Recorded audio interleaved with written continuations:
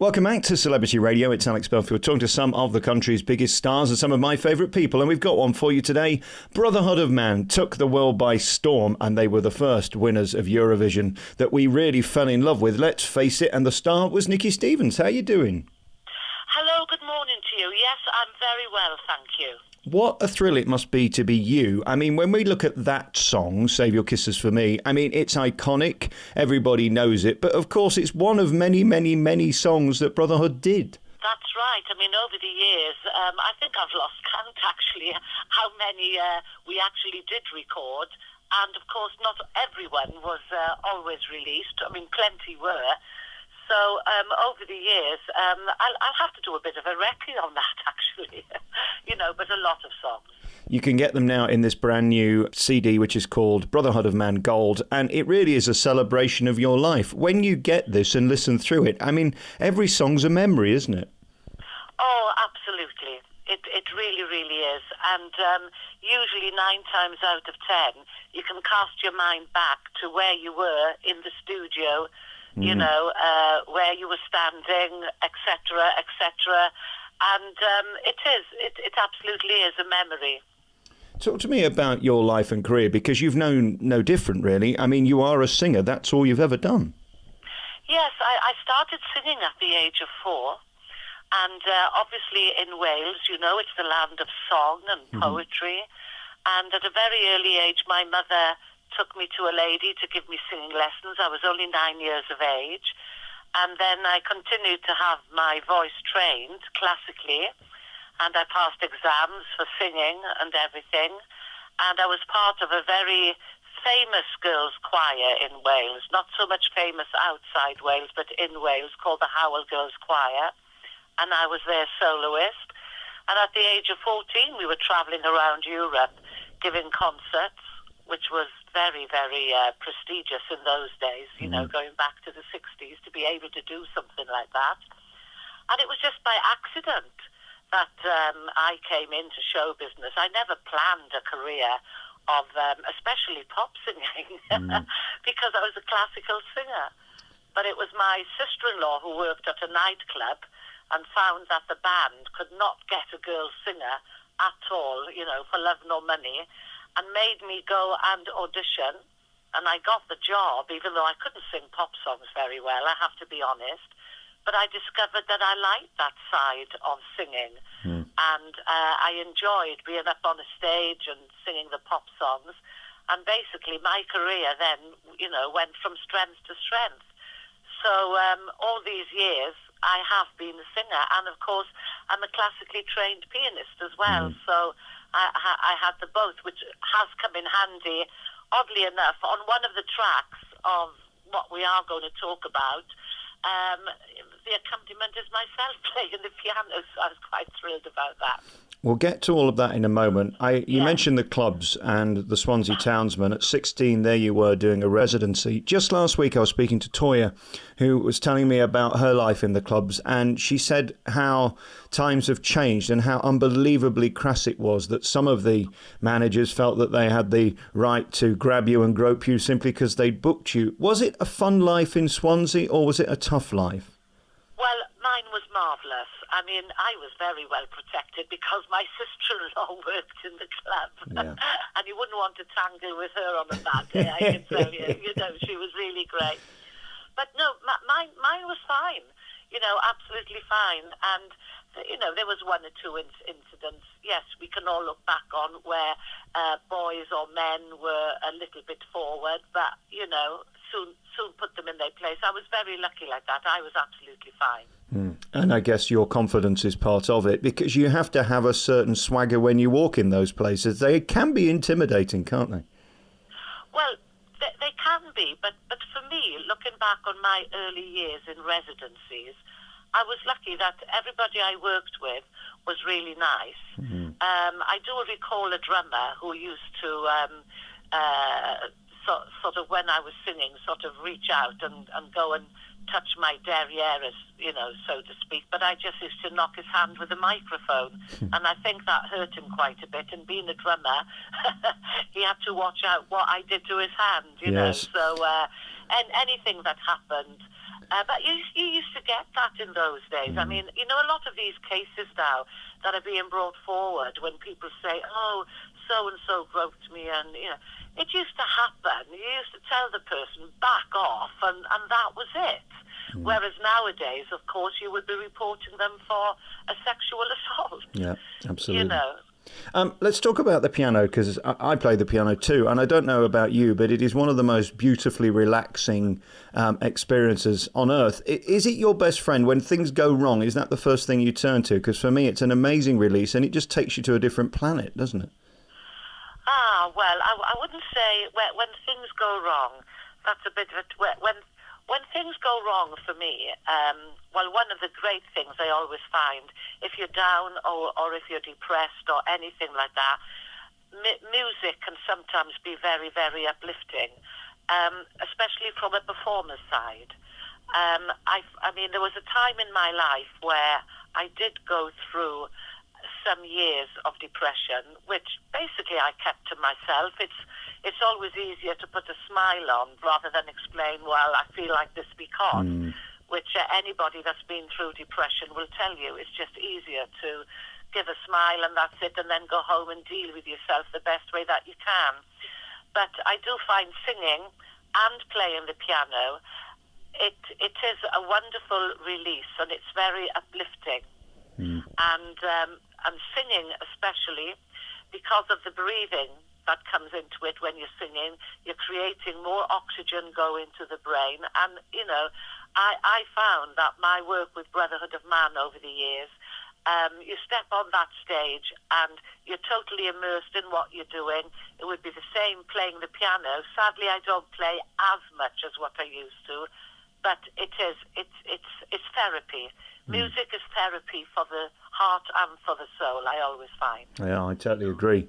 And in terms of family on stage, I mean, these people have been with you for nearly 5 decades now. It's a long time, isn't it?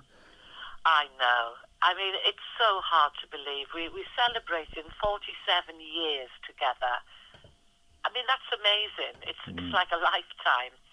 And I'm so pleased to say that one of the many questions that we get asked is, how come you are still together?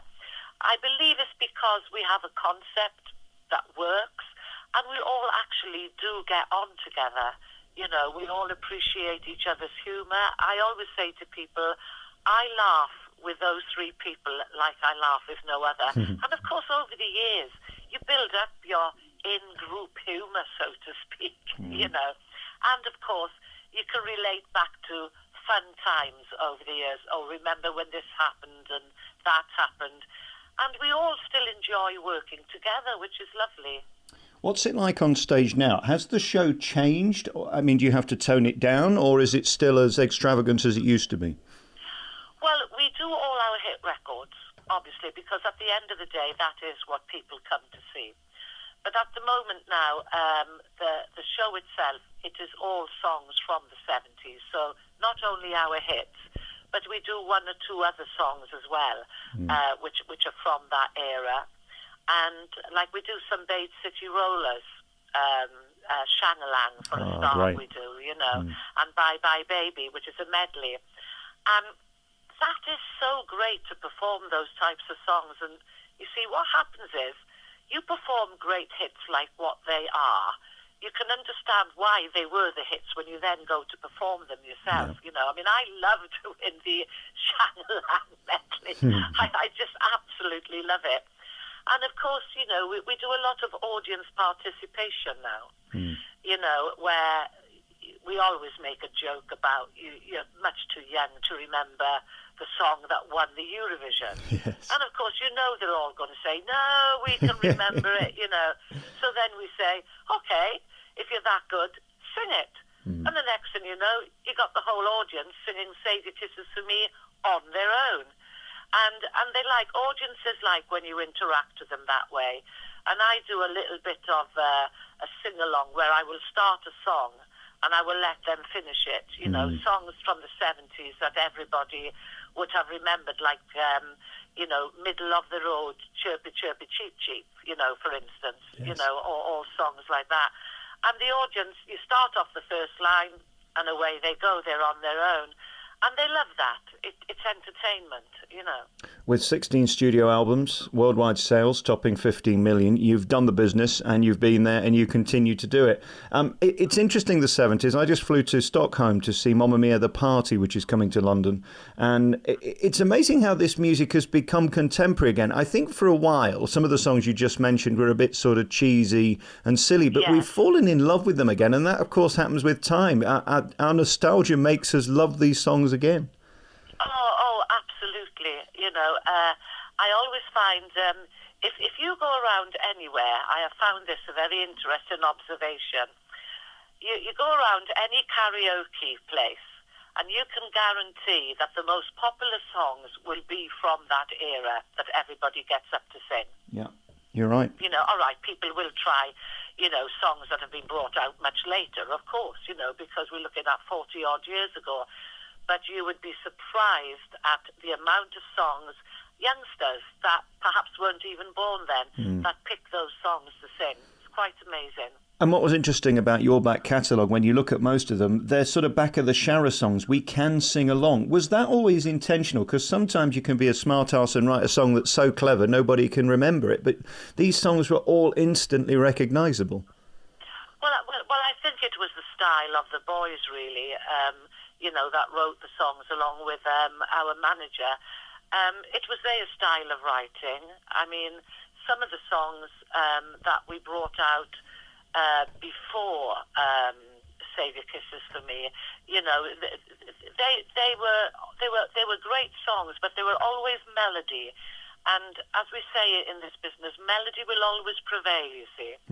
Because, you know, the average person at the end of the day loves a song that they can whistle or they can hum or la-la to it. They've got it in their mind, I can sing this. Okay, I might not be the greatest singer, but I can sing it, you know, which is very satisfying for them, of course.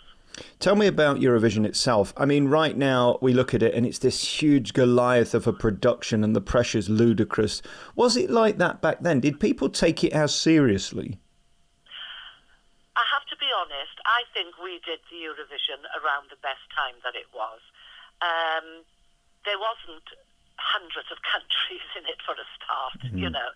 It was the Eurovision Song Contest and it was the countries of Europe. I think there was about 18 countries when we did it back in 1976. And it was known and recognised for being what it was, the countries of Europe taking part in a song contest. It was marvellous to do, absolutely marvellous, and it's a great showcase for young songwriters or old songwriters, but people that have never maybe had recognition for their work. That is very good. It's also a great platform for any artist that is pursuing a career whose talent hasn't been recognised yet. It's also good for that as well. It's a wonderful thing to do, and even now I appreciate the enormity of it. The amount of organisation that goes into it is absolutely fantastic. Of course, there's the normal complaints now. We will never win. It is political. You know, we've got all that. But it was different back when we did it, and I do think that was about the best time, personally. Yeah, and those songs and the careers that it formed afterwards, remarkable. I mean, just incredible, the legacy of people who did it back then. I'm not sure if you won it today, you'll have a 40, 50-year career like you guys have. It had a bigger punch back then, but then again, music was different, wasn't it? It was more powerful. Well, this is it, you see, and times change. But the amazing thing about the Eurovision Song Contest is we do work a lot in Europe, always have, you know, Germany, France, Belgium, Holland, and, you know, Denmark and places like that. And very often over the last 40-odd years, we've been invited to perform at their Song for Europe, you know, where they decide which song is going to represent their country. And we're asked to perform while the voting is on. Also, you know, we will fill that slot. Yes. And there might be a few other Eurovision winners on with us as well. And it's always televised. It's like a stadium type venue. It's enormous when you go. They make such a big thing about it compared to how we do it. You know. Yeah, and I think also they take it more seriously too. Our tongue is in our cheek, isn't it? Really, let's face it. And that's partly down to Wogan, who created that beast. Yes. I mean, you know, I loved Wogan in many ways, and then sometimes I would think, oh, please just take it a bit more seriously now. You couldn't care less. I mean, my favourite one, I mean, I've got to be honest with Wogan. Oh, I can't remember how many years ago. Obviously, it was quite some time ago. And I'm not quite sure whether it was a Russian entry this particular year. Right. And you just heard this voice saying, well, if Dick Emery wasn't dead, I would have my doubts. So, I literally just screamed laughing. He had a way with words. He did. He had a way with words. I remember him looking at one woman from Russia and he said, she's got a mouthful of teeth. I thought it was a beautiful turn of phrase. Yeah. Oh, no, that could have been the one if Dick Emery wasn't dead. That could have been the same lady. Yeah, it could have been the same one that you mentioned that about. Oh, gorgeous. But no, it does appear to be a lot bigger in the other countries than what it is here. But there again, you see, there's a great Eurovision fan club base. Oh, you know, people love it. Oh, yeah, absolutely. Congratulations on a remarkable life and career. The new triple album, so triple CD, is available now at a remarkably cheap price as well if you get it on one of the places like Amazon. Triple CD, 3 CDs with songs like Save Your Kisses for Me, of course, Oh Boy, My Sweet Rosalie, United We Stand, There's In Love, I'm in a Dancing Mood, Don't Go Breaking My Heart, loads of classics, 3 CDs in one album called Gold, Brotherhood of Man. Nicky, it's been great talking to you. Thank you so much for your time. Before we go, can I just mention a couple of tracks to you that people might find totally different to the Brotherhood of Man that they know? Yes, please. And that's on CD number 1. Number 5, He Ain't Heavy, He's My Brother. That is a very different version to what you will ever hear. And also on the same CD 1, number 19, Send in the Clowns.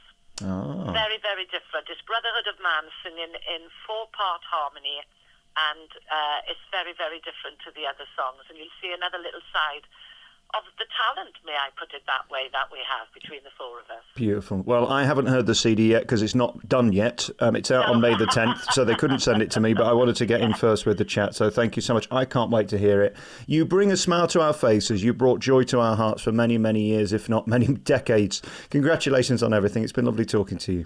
That is a lovely thing to say. I really do appreciate it. Thank you.